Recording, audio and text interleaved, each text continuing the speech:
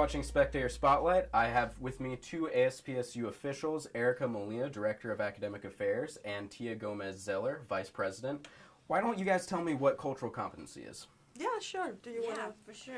So, cultural competency is one of the projects that we're working on this year.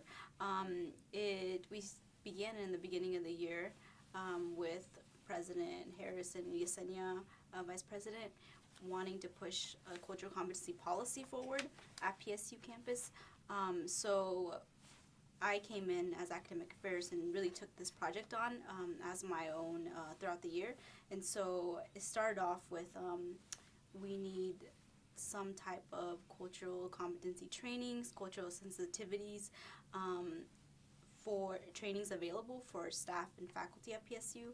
A lot of students don't feel either safe in classrooms or feel that their identities or backgrounds aren't respected. And so we wanted to make sure, like, how do we create some type of policy where professors and staff can go through ongoing trainings. So that's kind of how the conversation started in the beginning. And we moved forward with having a focus on bringing in the student voice into why is cultural competency needed. And so so cultural competency kind of, and I know there's various slightly different definitions for cultural competency, but our definition is really how do faculty and staff effectively work with students that come from different backgrounds, unlike their own, and so that students in classrooms feel safer. So meaning, like, a lot of times when we go into classrooms, we feel that we're not respected or our identities aren't even valued in a classroom. And a lot of times that causes, for different students, various uncomfortability or not feeling. Right, which is not a good thing at school. Yeah, exactly. And so that's a little bit about how that kind of got started. Okay, why is it specifically important at PSU? Because we have such a high amount of foreign students. So how I start with the cultural competency, I jump in the boat. During this summer, I created the International Affairs Director to give a voice to international students, a population that is growing in PSU and in the entire United States. For obvious reason, they bring extra revenue to the universities. So every university, one international student, because of the revenue and the possibility of creating a more internationalized curriculum and more globalized university. After I created this position, one of the things that was very important is cultural competency. Although I'm not an international student, since I came here, I didn't know any English, have to go through ESOL class with many international students, and how some teachers can be very discouraged and how some advisors can be very discouraged. That was very present in my life through my own experience and my peers' experience. So I'm very passionate about it. No, mostly because of me, because I'm a graduate student. I'm dealing, going through, I don't care what people say, what faculty might say or may not say, but I do it for those students who don't make it, for those international students who end up going back to their country because they're being discouraged by faculty and staff all the time. So just how they're treated in the classroom without, can you talk more about this International Affairs Director? What's this position? Yes, like I said, it's a new position. It will be in the ballot for the student body to vote on it, to pass it as an official position of ASPSU. Again, I created that position when I started this year in ASPSU. We didn't even have any international student. The only international student voice, it was me, and I'm not an international student. So there might be pieces that I might miss. And again, depends where you come. It's not the same to be an international student from Europe than to come from the Middle East or to come from Asia. However, I wanted to make sure there was one person who is advocating for international student needs and rights. Like, we are bringing more international students, but we're cutting their budget 8%. So serve more students with less money. Again, cultural competency. How are you going to serve this huge population that is increasing if you have faculty and advisors all around saying, well, maybe you shouldn't apply to graduate school. Well, maybe your English is not good enough for graduate school. Maybe you should go back to your country because you're not getting this culture. Wow.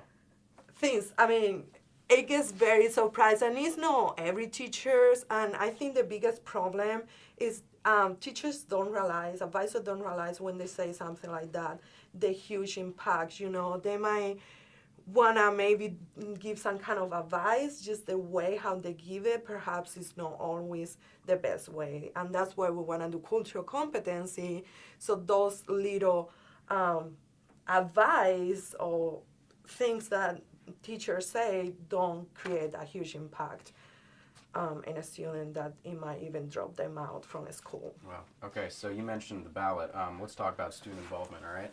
Yes.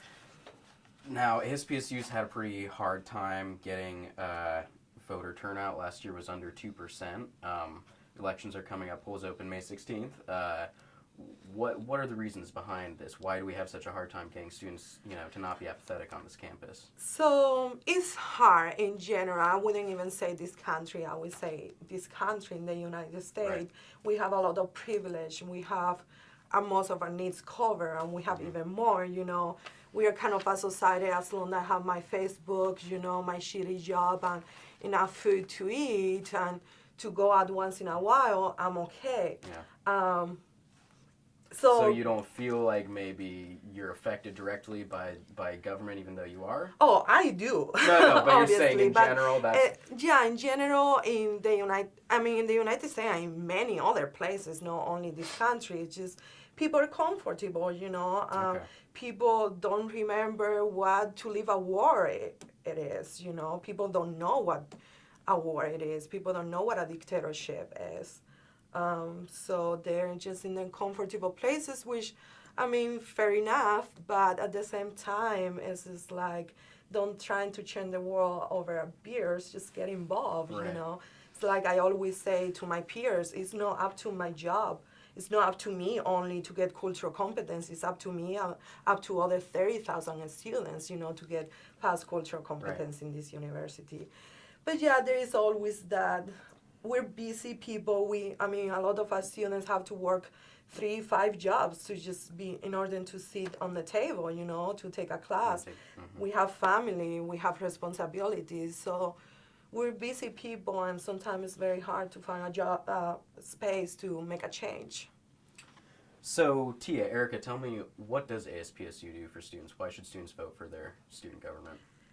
So, we do many things, from like campus focus, like we're doing cultural competency, to in the Capitol, getting more money for education. Right. We passed finally last year tuition equity after 10 years. So undocumented students don't have to pay international rate or outside state tuition. Again, more money for education. We're always there in the Capitol, like, hey, we cannot do this by ourselves. The state need to invest. Bargaining. We got a fair contract. Right. Finally, thanks to Relin, that was sitting there for hours and hours and hours and keeping alive to the faculty. Yes, we can do this. So it's really important for PSU students to know about the student government, know what we do, know what we're not doing, so they can keep us accountable, right? They can tell us, hey, you're not doing anything about this. Like, don't come to me saying you're not doing anything about this. Come to me saying you're not doing anything, how we can do something together. Right. I think that's the attitude we need to do, because again, Erika and I, we cannot do everything by ourselves. We could probably create a policy and a training and everything, but what's the point if the voice of 30,000 students is not included, if it's just our ideas in there, right? Yeah. And there's also different positions in student government that do work with different groups and different do different work on campus. We have directors that are working with different cultural groups to be able to talk around, like, hey, what are the issues that are impacting you all here? And also we have a sustainability director that's coming up new that's also working with different groups on campus to really push forward sustainability efforts. So there's different directors working on different initiatives, and also we have like senators and SFC members that are also doing a lot of great work, and it really is about making sure that students that we represent like our voices on a campus that we majority pay for it. Right. Majority stakeholders. Yeah, we're huge stakeholders here, and so I think student government provides a way for students to be more engaged and to offer that so that students can also be able to have a voice in the different process of the university. Right, so it seems like ASPSU is really our voice to the state and the administration, and it directly affects stuff on our campus. How can students become more involved with this, or, aside from voting? Yeah, absolutely. I mean, we have elections coming up. You have until the 25th. You could be the next vice president, the next person who decide how to spend $14.7 million, Wow. That's the student incidental fee that we, a group of Figured 8 out by the people. SFC. Exactly. And I think that's a huge part of it. Yeah. Like, we are pretty much in control of allocating the It's a student lot of money. fee budget, right? And we all know this. Like, that's a lot of money, and I think that's part of that. One of the things that's left out when students think about student government. They don't think about, like, oh wow, this affects, like, the paper. I don't know, like, everything around me in many ways. And so I think it takes also some creativity to be able to come into student government and be like, I want to change this or I want to do this, but also remembering that I think historically student government hasn't had a lot of support from various areas, and so I think that's one of the reasons why there isn't a lot of voter turnout, because even within student government, we're trying to outreach to students and we're trying to do this, but it's difficult because we don't really have that support in a lot of Right. ways. But we're trying to we're finding creative ways to outreach to students and to figure out, hey, how's it going? Like, how do we support you? And working on issues like cultural competency. So, for example, talking about collaboration, something that ASPSU is doing this year to get more students involved and to get more students to vote and to run is collaboration with different departments, from alumni association to the organization of international students. So, like you say, the ballot opened the 16th, which is International Night. May 16th International Night, we're collaborating with them, so they have the entire Smith for them, the first, second, and third floor. Oh. We're going to have voting polls next to the food when people are waiting in line, in the second floor with the country booths, and in the third floor when people are waiting. So we're going to go to them.